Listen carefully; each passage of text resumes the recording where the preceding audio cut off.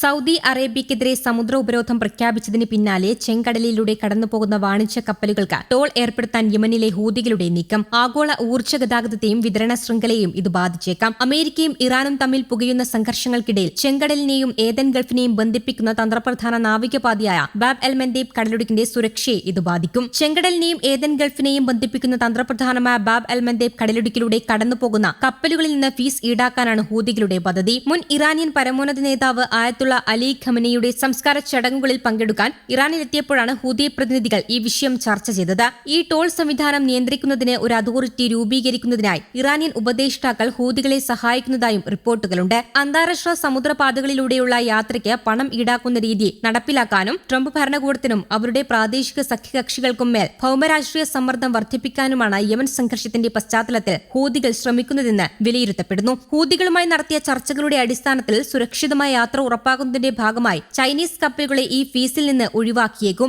ഈ നീക്കം ആഗോള വ്യാപാര വിതരണ ശൃംഖലയെ സാരമായി ബാധിക്കും. നിലവിൽ ഹോർമൂസ് കടലിടുക്കിന് പകരമായി സൗദി അറേബ്യ ഉപയോഗിക്കുന്ന പ്രധാന പാതയാണെന്നിരിക്കെ ബാബ് എൽ മന്ദേബ് വഴിയുള്ള ഗതാഗതം തടസ്സപ്പെടുന്നത് എണ്ണ വിതരണത്തെയും രൂക്ഷമായി ബാധിച്ചേക്കും. വർദ്ധിച്ചുവരുന്ന സുരക്ഷാ ഭീഷണിയും അസ്ഥിരതയും കണക്കിലെടുത്ത് കടലിലെ ഉയർന്ന അപകട സാധ്യതയുള്ള പ്രദേശങ്ങളെ ഒഴിവാക്കാനായി അയൽ രാജ്യങ്ങൾ പുതിയ പൈപ്പ് ലൈനുകൾ നിർമ്മിക്കുന്നതിലേക്ക് വൻതോതിൽ നിക്ഷേപം നടത്തുന്നുണ്ട്.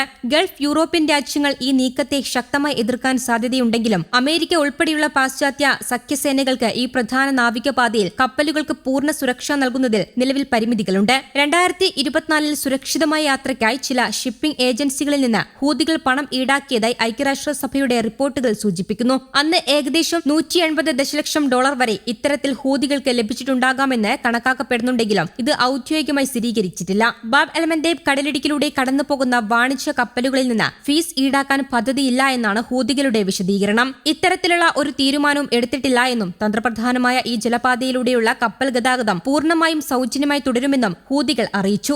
ജൂലൈയിൽ ഹൂതി ഉദ്യോഗസ്ഥർ തെഹ്റാൻ സന്ദർശിച്ച വേളയിൽ ഇറാനിയൻ ഉദ്യോഗസ്ഥരുമായി ഈ വിഷയം ചർച്ച ചെയ്തിരുന്നു. എന്നാൽ ഈ വാർത്ത പൂർണ്ണമായും തള്ളിക്കളഞ്ഞുകൊണ്ടാണ് പുതിയ പ്രസ്താവന പുറത്തുവന്നിരിക്കുന്നത്. ഹൂതികളുടെ കീഴിലുള്ള ഹ്യൂമാനിറ്റേറിയൻ ഓപ്പറേഷൻസ് കോർഡിനേഷൻ സെന്റർ തങ്ങളുടെ സുരക്ഷിത യാത്രാസേവനം പൂർണ്ണമായും സൗജന്യമായ ഒന്നാണെന്ന് വ്യക്തമാക്കി. ബാബ് അൽ മന്ദേബ് കടലിടുക്കിലൂടെ സഞ്ചരിക്കുന്നതിന് പണം ആവശ്യപ്പെടുന്ന ഏതൊരു വ്യക്തിയും സ്ഥാപനവും യമൻ റിപ്പബ്ലിക്കിനെയോ ഹ്യൂമാനിറ്റേറിയൻ ഓപ്പറേഷൻസ് കോർഡിനേഷൻ സെന്ററിനെയോ യാതൊരു വിധത്തിലും പ്രതിനിധീകരിക്കുന്നില്ല എന്ന് ഹൂതികൾ പ്രസ്താവനയിൽ ഊന്നിപ്പറഞ്ഞു. സമുദ്രപാതയിലൂടെ യാത്ര ചെയ്യുമ്പോൾ വ്യാജ സന്ദേശങ്ങളിൽ വഞ്ചിതരാകരുതെന്നും അനധികൃത വ്യക്തികൾക്കോ സ്ഥാപനങ്ങൾക്കോ യാതൊരു തരത്തിലുള്ള പണമോ സുരക്ഷാ വിവരങ്ങളോ കൈമാറരുത് എന്ന് വിവിധ ഷിപ്പിംഗ് കമ്പനികളോടും കപ്പൽ ഉടമകളോടും HOCC കർശനമായി അഭ്യർത്ഥിച്ചു. മേഖലയിലെ സമുദ്ര സുരക്ഷയും വ്യാപാരവും ഉറപ്പാക്കാൻ തങ്ങൾ പ്രതിജ്ഞാബദ്ധരാണെന്നും അവർ കൂട്ടിച്ചേർത്തു. ഹൂതികൾ സൗദി കപ്പലുകളെയാണ് ലക്ഷ്യം വെക്കുന്നത്. അതേസമയം ഭീതി നിലനിൽക്കുന്നതിനാൽ വൻ നിരക്കാണ് കപ്പലുകളുടെ ഇൻഷുറൻസ് തുകയിൽ വന്നത്. സൗദി അറേബ്യ, UAE എന്നിവിടങ്ങളിൽ നിന്നുള്ള എണ്ണ വിതരണം തടസ്സപ്പെട്ടതോടെ മിഡിൽ ഈസ്റ്റ്, യൂറോപ്പ്, ആഫ്രിക്കൻ വിപണികളിൽ ക്രൂഡ് ഓയിൽ വില